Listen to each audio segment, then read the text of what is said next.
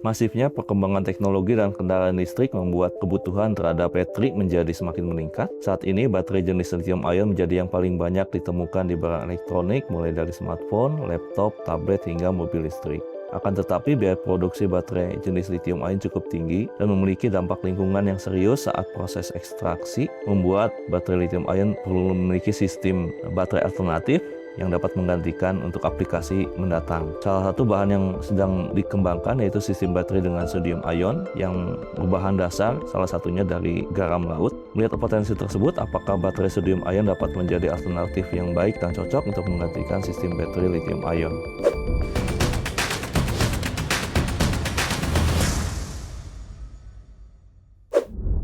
Sebenarnya sodium ion ini dia masih dalam tahap riset gitu ya, dalam tahap penelitian gitu ya, karena pada saat ini gitu ya, peneliti-peneliti di bidang sodium ion ini berusaha untuk mengecilkan ukuran gitu ya, mengecilkan ukuran dari baterai sodium ion ini gitu ya, sehingga bisa digunakan di aplikasi-aplikasi yang lebih dibutuhkan gitu ya, untuk masa mendatang. Jadi seperti mobil listrik, atau untuk pengembangan energi terbarukan gitu ya, atau untuk aplikasi di barang-barang elektronik.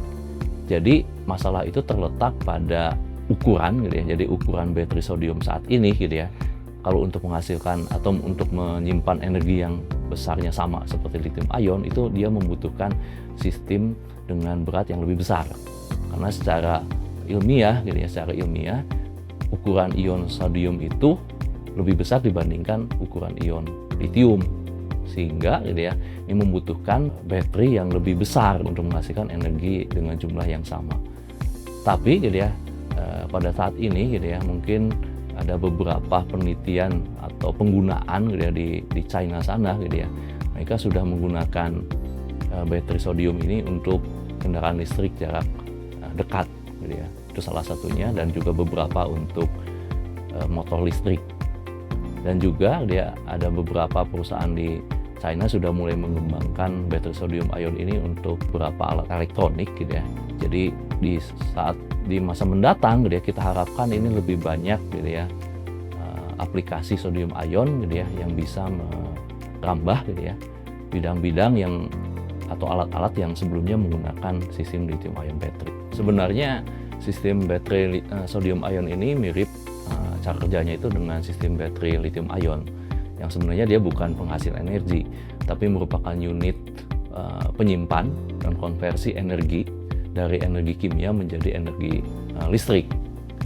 Sebenarnya garam laut itu hanya merupakan salah satu ya, sumber yang dapat digunakan sebagai sumber ion logam sodium yang akan digunakan untuk sistem baterai sodium ion.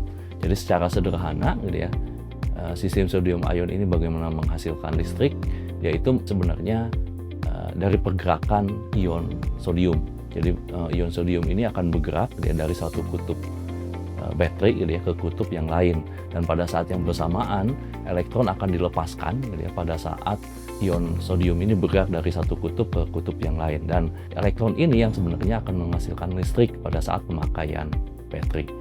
Dan untuk mengisi kembali gitu ya, daya baterai yang sudah digunakan, ini diperlukan charging, seperti kita men-charge baterai saat menggunakan laptop atau handphone. Jadi saat charging gitu ya, ini akan mengembalikan ion sodium yang tadinya keluar dari satu kutub gitu ya, ke kutub yang awal kembali, dan ini akan mengembalikan daya sodium ion ke kapasitas awalnya kembali. Kelebihan dari sistem baterai sodium ion ini terletak pada lebih melimpahnya bahan baku gitu ya, untuk sodium ion dibandingkan lithium.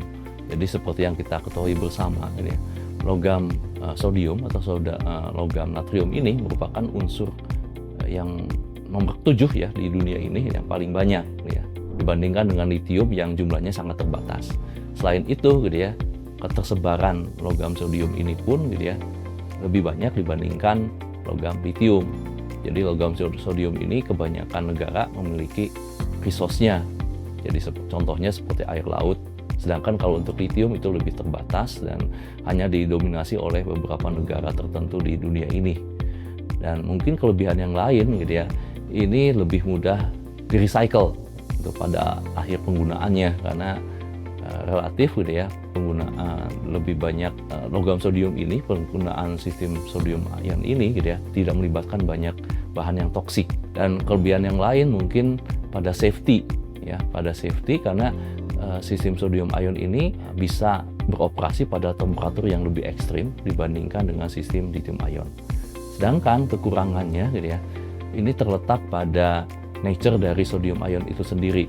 Jadi untuk menghasilkan energi yang sama seperti sistem lithium ion, dia tentunya membutuhkan berat baterai yang lebih besar. Jadi ini gitu ya, akan memerlukan gitu ya, riset yang lebih mendalam gitu ya, lebih mendalam untuk mengecilkan gitu ya, ukuran sodium ion battery gitu ya, sehingga bisa digunakan gitu ya untuk aplikasi yang lebih dibutuhkan pada saat ini, contohnya seperti mobil listrik atau untuk pengembangan energi terbarukan. Dan sampai sekarang jadi sebenarnya sistem baterai sodium ion ini lebih cocok untuk penyimpanan energi untuk skala besar ya, untuk seperti PLTN dan yang lain-lain gitu. Sedangkan kalau untuk mobil listrik atau bahkan laptop gitu ya, atau misalkan untuk digunakan untuk aplikasi di seperti lithium ion battery, ini butuh banyak terobosan di risetnya. Sebenarnya secara teoritis gitu ya, antara sodium ion dengan lithium ion battery ini memiliki banyak kemiripan karena dari cara kerja maupun mekanisme waktu dia digunakan gitu ya, ini memiliki banyak kemiripan. Jadi gitu ya, ini ya kalau ditanya tentang prospek, tentunya sistem baterai sodium ion ini memiliki prospek yang sangat cerah gitu ya untuk menggantikan sistem lithium ion. Cuma masalah gitu ya, itu ada di pengembangan gitu ya, sistem baterai sodium ion itu sendiri gitu ya. Jadi memerlukan banyak terobosan gitu ya, penelitian di bidang material. Jadi terutama gitu ya, untuk meningkatkan kapasitas dari sodium ion, dan terobosan di bidang material ini gitu ya, tentunya gitu ya, ini membutuhkan gitu ya pengetahuan atau penelitian lebih mendalam gitu ya, eksplorasi tentang material-material yang lebih advance gitu ya dibandingkan dengan yang ada sekarang. Jadi contohnya gitu ya, kalau untuk sodium ion battery gitu ya, dibutuhkan misalkan gitu ya pengembangan material karbon gitu ya. Ya kalau selama ini gitu ya, material karbon yang digunakan untuk lithium ion itu graphite atau grafit gitu ya, yang kita kenal sampai selama ini. Nah, untuk sodium ion mungkin akan dikembangkan material karbon yang lebih advance dibandingkan dengan grafit gitu ya. Mungkin seperti hard carbon atau material nanokarbon seperti nanotubes atau grafin atau kompositnya. Dan ini tentunya gitu ya membutuhkan lebih banyak penelitian gitu ya terkait dengan pengembangan material-material karbon tersebut gitu ya. Dan salah satu topik gitu ya penelitian di lab material maju gitu ya di jurusan Teknik Kimia Unpar ini salah satunya untuk mengeksplorasi gitu ya bagaimana kita bisa mensintesis material nanokarbon atau kompositnya atau material lain gitu ya, kita gabungkan nanokarbon ini dengan misalkan dengan logam atau dengan yang lainnya, dengan polimer misalkan gitu ya. Dan ini kita coba kembangkan material ini itu dari sumber yang renewable. Jadi contohnya dari berbagai jenis biomasa, biomass gitu ya. Dan diharapkan gitu ya pengembangan material dari sumber yang renewable ya seperti biomass ini bisa mendukung gitu ya pengembangan sistem baterai sodium ion yang lebih sustainable di masa mendatang.